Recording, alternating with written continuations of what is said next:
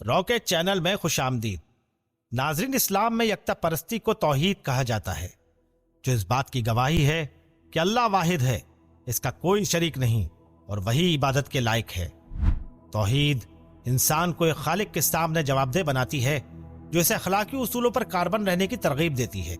सिर्फ एक अल्लाह पर यकीन रखने से इंसान को सुकून और इत्मीनान नसीब होता है। तौहीद इंसानी माशरे को एक मरकज पर मुत्तहद करती है, क्योंकि सब एक ही माबूद की इबादत करते हैं। यकता परस्ती या तौहीद इंसान को दुनियावी और रूहानी जिंदगी में एक मकसद फराहम करती है। इस्लाम में यकता परस्ती ना सिर्फ ईमान की बुनियाद है, बल्कि जिंदगी गुजारने का एक मुकम्मल ज़ाब्ता भी। आज की वीडियो में हम आपको यकता परस्ती या तौहीद के बारे में बताएंगे कि रसूलुल्लाह सल्लल्लाहु अलैहि वसल्लम से पहले अरब के क्या हालात थे। चलते हैं नाजरीन वीडियो की तरफ। हजरत इस्माइल अलैहिस्सलाम से रसूलुल्लाह सल्लल्लाहु अलैहि वसल्लम तक बनी हाशिम और दीगर अरब कबाइल का दीन बतदरीज तब्दीलियों से गुजरता रहा। हजरत इस्माइल अलैहिस्सलाम और उनके वालिद हजरत इब्राहीम अलैहिस्सलाम ने अल्लाह की वादानियत यानी तौहीद का पैगाम दिया था, और उनकी औलाद भी इब्तिदा में इस तौहीदी अकीदे पर कायम थी। लेकिन वक्त के साथ साथ अरब में तौहीद की ये तालीमात बिगड़ती गईं और लोग बुत परस्ती में मुब्तला हो गए। हजरत इस्माइल अलैहिस्सलाम और उनकी औलाद ने एक तवील अरसे तक हजरत इब्राहीम अलैहिस्सलाम की तौहीदी तालीमात पर अमल किया।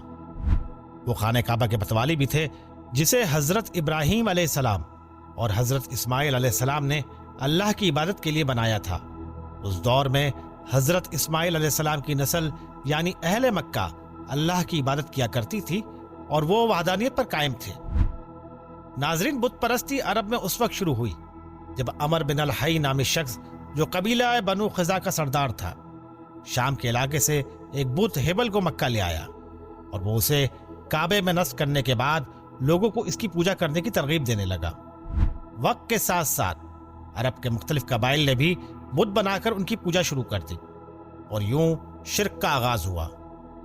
बनी हाशिम समेत कुरैश के दीगर खानदान भी बुत परस्ती में शामिल हो गए और अल्लाह के साथ साथ लात, मनात, उज्जा और दीगर देवी देवताओं की पूजा करने लगे। इस तब्दीली की वजह से हजरत इस्माइल अलैहिस्सलाम की औलाद में से भी बेशतर लोग तौहीद से हटकर बुत परस्ती में मुब्तला हो गए थे। इस्लामी तारीख से पता चलता है कि रसूलुल्लाह सल्लल्लाहु अलैहि वसल्लम की पैदाइश से पहले भी बाज अरब, खास तौर पर बाज अफराद कुरैश में यकता परस्त थे।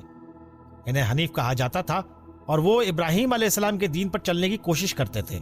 रसूलुल्लाह सल्लल्लाहु अलैहि वसल्लम के दादा हजरत अब्दुल मुत्तलिब भी अगरचे मुकम्मल तौहीदी दीन पर कायम ना थे, मगर फिर भी बुत परस्ती में ज्यादा दिलचस्पी रखते नहीं थे और खाने काबा की हिफाजत को अहमियत देते थे। कुरैश के चंद अफराद जो रसूलुल्लाह सल्लल्लाहु अलैहि वसल्लम से पहले तौहीद पर कायम थे, उनमें वर्का बिन नौफल, ज़ैद बिन अमर, कैस बिन साइदा चीदा थे।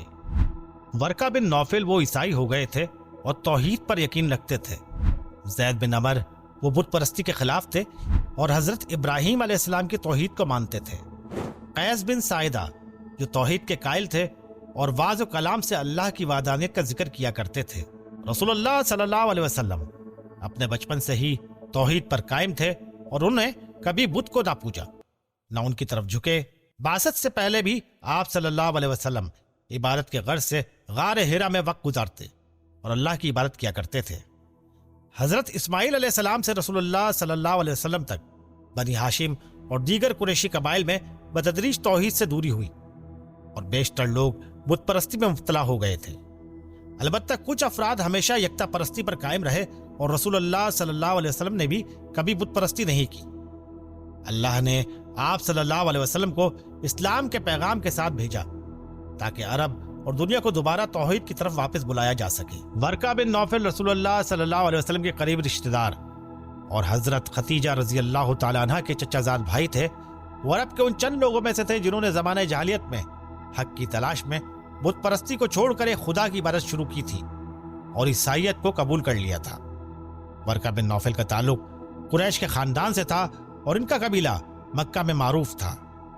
वो अरब में हुनफा में से थे, यानी वो लोग जो बुत परस्ती को गलत समझते थे और हजरत इब्राहीम अलैहिस्सलाम के तौहीदी दीन की पैरवी करते थे।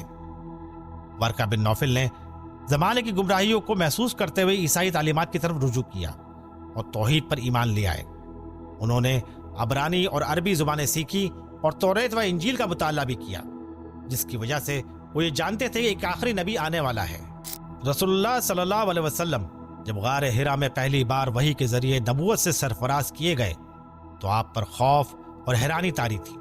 حضرت خدیجہ رضی اللہ تعالی عنہا آپ کو ورقہ بن نوفل کے پاس لے گئیں تاکہ وہ آپ صلی اللہ علیہ وسلم کے تجربے کے بارے میں کچھ بتا سکے۔ ورقہ بن نوفل نے رسول اللہ صلی اللہ علیہ وسلم کی بات سنی تو فرمایا، یہ وہی ناموس فرشتہ ہے جو حضرت موسیٰ علیہ السلام پر نازل ہوا تھا۔ کاش میں اس وقت جوان ہوتا، کاش میں زندہ رہتا جب تمہاری قوم تمہیں نکال دے گی۔ رسول اللہ صلی اللہ علیہ وسلم نے پوچھا، کیا میری قوم مجھے نکال دے گی؟ ورقہ نے جواب دیا، ہاں، جو بھی اس پیغام کو لے کر آیا اس کے ساتھ یہی سلوک کیا گیا۔ اگر میں اس وقت زندہ رہا تو میں آپ کی پوری طاقت سے مدد کروں گا۔ ورقہ بن نوفل نے رسول اللہ صلی اللہ علیہ وسلم کو پہلی وحی کے بعد اپنی نبوت کی تصدیق دی، لیکن جلد ہی ان کا انتقال ہو گیا۔ روایت کے مطابق وہ رسول اللہ صلی اللہ علیہ وسلم کی نبوت کے اعلان سے پہلے ہی وفات پا گئے تھے، یعنی اسلام کی ابتدائی تبلیغ میں شامل نہیں ہو سکے۔ ان کا انتقال بعثت کے کچھ ہی عرصے بعد ہوا۔ ورقہ بن نوفل کو اسلام قبول کرنے کا موقع تو نہیں ملا، لیکن ان کے متعلق اسلامی روایت میں مثبت اور قابل احترام تذکرہ ملتا ہے، کیونکہ وہ سچے دل سے اللہ کے دین کے متلاشی تھے اور رسول اللہ صلی اللہ علیہ وسلم کی نبوت کی تصدیق کرنے والے پہلے لوگوں میں سے تھے۔ اسی طرح زید بن عمر بھی ایک حنیف یعنی یکتا پرست تھے اور ان چند افراد میں سے تھے جنہوں نے زمانہ جاہلیت میں بت پرستی کو رد کیا اور حضرت ابراہیم علیہ السلام کے دین توحید کی پیروی شروع کی۔ زید بن عمر نے نہ صرف عرب کی بت پرستانہ رسوم سے انکار کیا بلکہ یہودیت اور عیسائیت سے بھی اطمینان نہ ہونے پر اپنے طور پر حق کی تلاش میں لگے رہے۔ زید بن عمر عرب میں موجود بت پرستی کو غلط سمجھتے تھے اور وہ اپنے قبیلے کے لوگوں کو بت پرستی اور کفریہ رسومات سے روکتے تھے اور بتوں کی مذمت کرتے تھے۔ ان کے متعلق روایت میں آتا ہے کہ وہ گوشت کھانے سے انکار کر دیتے تھے جو بتوں کے نام پہ ذبح کیا جاتا تھا، اور ہمیشہ کہتے تھے کہ اللہ نے انسان کو ایک صحیح راستے پر پیدا کیا ہے جس میں کسی مخلوق کی عبادت یا قربانی نہیں ہے۔ زید بن عمر اپنے دور کی گمراہیوں کو دیکھ کر حق کا راستہ ڈھونڈنا چاہتے تھے۔ اس تلاش میں انہوں نے شام کا سفر کیا تاکہ کسی الہامی دین تک رسائی حاصل کر سکیں، مگر جب انہیں عیسائیت اور یہودیت میں بھی تحریف کا علم ہوا تو انہوں نے ان کو بھی ترک کر دیا اور حضرت ابراہیم علیہ السلام کے دین کی پیروی کرنے کا عہد کیا۔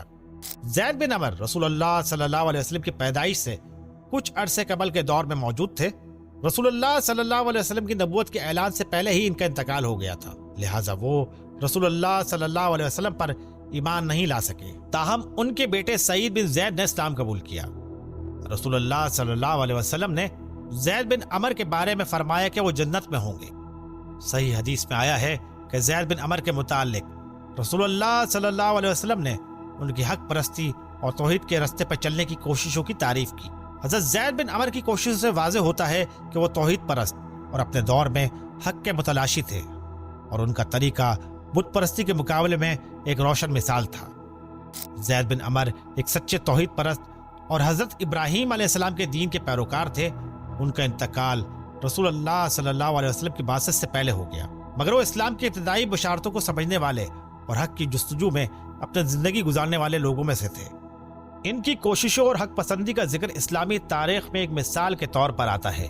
ناظرین، اسی طرح قیس بن سائدہ عرب کے ایک مشہور حکیم، شاعر اور واعظ کرنے والے تھے جو زمانہ جہالیت میں حق اور توحید کی طرف بلاتے تھے۔ قیس بن سائدہ کا تعلق قبیلہ آباد سے تھا۔ وہ سوق عکاظ یعنی کہ ایک عرب مشہور بازار جہاں شاعری اور خطابت کے مقابلے ہوتے تھے، ان میں اپنی حکیمانہ خطبے اور گہرے فکر فلسفے کی وجہ سے بہت مشہور تھے۔ وہ اپنے وقت میں توحید کے علمبردار تھے اور بت پرستی کو ناپسند کرتے تھے۔ اسلامی روایت میں قیس بن سائدہ کو ان لوگوں میں شمار کیا جاتا ہے جو حنفا کہلاتے تھے، یعنی وہ لوگ جو حضرت ابراہیم علیہ السلام کے توحیدی دین کو مانتے تھے۔ قیس بن سائدہ عرب میں اللہ کے وحدانیت کی بات کرتے اور لوگوں کو آخرت، جزا اور سزا اور اللہ کی ذات پر ایمان کی دعوت دیتے تھے۔ ان کے خطبے میں حکمت اور علم کے عناصر نمایاں ہوتے تھے، جس پہ وہ اللہ کے وجود، زندگی کے عارضی ہونے اور موت کے بعد کی زندگی پر بات کرتے تھے۔ وہ بت پرستی کو رد کرتے اور اب کے لوگوں کو یاد دلاتے کہ وہ حضرت ابراہیم علیہ السلام کے پیروکار ہیں جنہوں نے اللہ کی عبادت کی۔ قیس بن سائدہ کا ایک مشہور خطبہ جسے وہ سوق عکاظ میں دیا کرتے تھے وہ یہ ہے کہ قسم ہے یہ زمین، یہ آسمان، یہ تارے، یہ پہاڑ، سب کی تخلیق میں ایک عظیم حکمت ہے۔ لوگو، अल्लाह की तरफ लौट आओ और सुनो, हर शे फानी है सिवाय उस रब के जो हमेशा से है और हमेशा रहेगा। कैस बिन साइदा रसूलुल्लाह सल्लल्लाहु अलैहि वसल्लम की बासत से पहले के दौर में थे, मगर रिवायत के मुताबिक रसूलुल्लाह सल्लल्लाहु अलैहि वसल्लम ने उनका जिक्र एहतराम से किया। आप सल्लल्लाहु अलैहि वसल्लम ने कैस बिन साइदा के हाकिमाना खुतबों की तारीफ की और उनकी तौहीद के पैगाम को सराहा। बाज रिवायत के मुताबिक रसूलुल्लाह सल्लल्लाहु अलैहि वसल्लम ने फरमाया, उन्होंने कैस बिन साइदा को 100 के काज में खुतबा देते हुए देखा था जब वो कम उम्र थे।